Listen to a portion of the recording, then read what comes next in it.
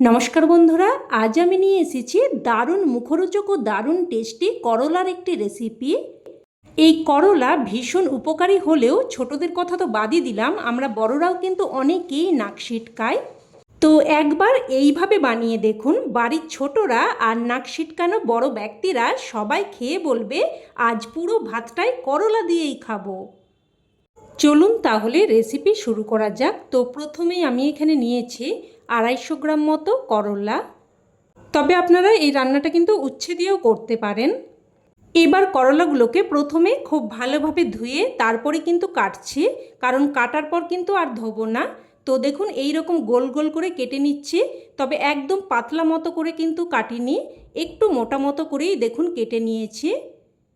এবার করলার মধ্যে এই একদম শক্ত ধরনের বীজগুলো কিন্তু আমি বাদ দিয়ে দিচ্ছি, তবে আপনারা কিন্তু চাইলে বীজ সমেত রান্না করতে পারেন। এইগুলো আসলে খেতে গেলে দাঁতে বড্ড লাগে, তাই আমি কিন্তু বাদ দিয়ে দিলাম।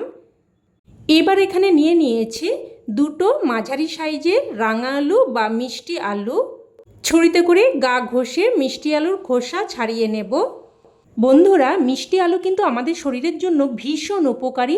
এর মধ্যে প্রচুর পরিমাণে অ্যান্টিঅক্সিডেন্ট আছে, এছাড়াও আছে ভিটামিন এ, সি, পটাশিয়াম, আরও নানান উপাদান।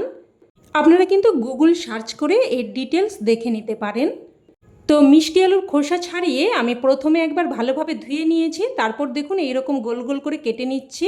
একদম পাতলা না, একটু মোটা মতো করেই কেটে নিয়েছি। এবার এগুলোকে আবারও ভালোভাবে ধুয়ে নেব।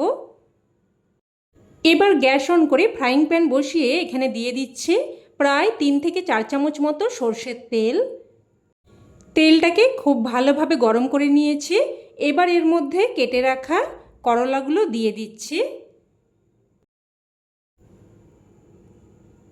সমস্ত করলাগুলো দিয়ে এবার এর মধ্যে সামান্য একটু করে লবণ আর সামান্য একটু হলুদ গুঁড়ো দিয়ে দিলাম।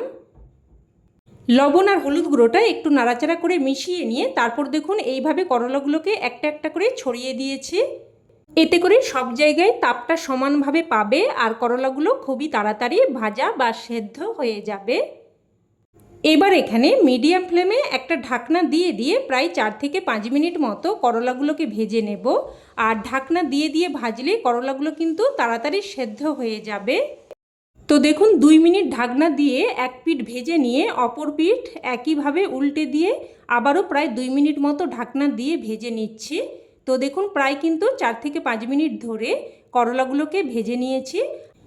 এবার এগুলো উঠিয়ে রাখছি। উঠিয়ে নিয়ে এবার ওই তেলের মধ্যে দিয়ে দিলাম কেটে ধুয়ে রাখা মিষ্টি আলু, আর সাথে অল্প একটু লবণ দিয়ে দিলাম। লবণটা মিশিয়ে নিয়ে মিষ্টি আলুগুলোকেও দেখুন একই রকমভাবে এইরকম একটা একটা করে ছড়িয়ে দিচ্ছি। এবার এগুলোকেও মিডিয়াম ফ্লেমে একটা ঢাকনা দিয়ে দিয়ে প্রায় কিন্তু 3 থেকে 4 মিনিট মতো ভেজে নেব। তো প্রথমে 2 মিনিট মতো রান্না করে নিয়ে ঢাকনা তুলে আরেক পিঠ উল্টে দিলাম। আর মিষ্টি আলু সেদ্ধ হতে কিন্তু একদমই বেশি সময় লাগে না, এগুলো কিন্তু খুবই নরম হয়। তো দেখুন মিষ্টি আলুগুলোকেও ভালোভাবে ভেজে নিয়েছি। এবার এগুলোকেও উঠিয়ে রাখছি। এবার এই তেলের মধ্যে দিয়ে দিচ্ছি দুটো শুকনো লঙ্কা, তবে ঝালটা কিন্তু অবশ্যই আপনারা আপনাদের স্বাদ অনুযায়ী দিয়ে দেবেন। তো লঙ্কাগুলোকে ভালোভাবে ভেজে নিয়ে তারপর দেখুন উঠিয়ে নিচ্ছি। উঠিয়ে নিয়ে এবার ওই তেলের মধ্যে দিয়ে দিলাম হাফ চামচ মতো গোটা জিরে, আর দিয়ে দিলাম 6-7 কোয়া মতো রসুন। আর রসুনগুলোকে কিন্তু আমি একটু হালকা থেতো করে নিয়েছি। একটু নাড়াচাড়া করে নিয়ে এবার এখানে দেখুন একটা টমেটোকে আমি 2 টুকরো করে কেটে দিয়ে দিলাম। এবার দেখুন নাড়াচাড়া করে রসুনটাকে ভেজে নিয়েছি। তো রসুনগুলো উঠিয়ে নিচ্ছি। উঠিয়ে নিয়ে এবার এখানে দিয়ে দিচ্ছি একটা মিডিয়াম সাইজের কুচানো পেঁয়াজ। এবার পেঁয়াজ টমেটো সব কিছুকেই কিন্তু নাড়াচাড়া করে ভেজে নেব। বন্ধুরা, এইভাবে এই রান্নাটা কিন্তু অবশ্যই একবার হলেও বানিয়ে দেখবেন। আর এটা এতটাই টেস্টি হয়, এটা তৈরি হওয়া মাত্রই শেষ তো হয়েই যাবে, উপরন্তু আপনাকে কিন্তু এটা বারবার বানাতে বাধ্য করবে। তো পেঁয়াজ টমেটো সব কিছুকেই ভেজে উঠিয়ে নিলাম। এবার দেখুন সব কিছুকে একটু ঠান্ডা করে নিয়েছি। এবার প্রথমে রসুন আর লঙ্কাটা মেখে নিচ্ছি। তো প্রথমে এখানে একটু লবণ দিয়ে রসুন আর লঙ্কাটাকে ভালোভাবে মেখে নেব। লঙ্কা আর রসুনটা প্রথমে মেখে নিয়ে এবার একে একে করলা, মিষ্টি আলু, পেঁয়াজ, টমেটো সব কিছু একসাথে মেখে নেব।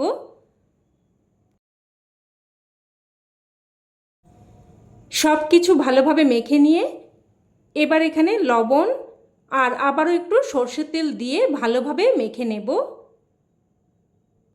তো ভালোভাবে মেখে নিলেই একদম নুন ঝাল মিষ্টি দারুণ মুখরোচক করলা আর মিষ্টি আলুর ভর্তা একদম তৈরি।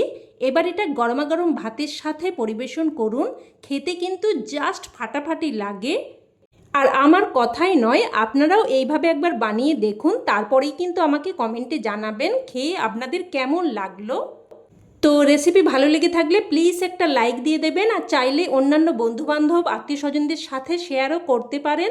আর চ্যানেলের নতুন বন্ধু হয়ে থাকলে চ্যানেলটি অবশ্যই করে সাবস্ক্রাইব করে নেবেন, আর সাথে বেল আইকনটিও অন করে রাখবেন যাতে সমস্ত রেসিপির নোটিফিকেশান আপনার কাছে পৌঁছয়। তো আজ এই অবধি, আবারও অন্য কোনো রেসিপিতে দেখা হবে। ততক্ষণে ভালো থাকবেন, সুস্থ থাকবেন, আর সকলকে ধন্যবাদ।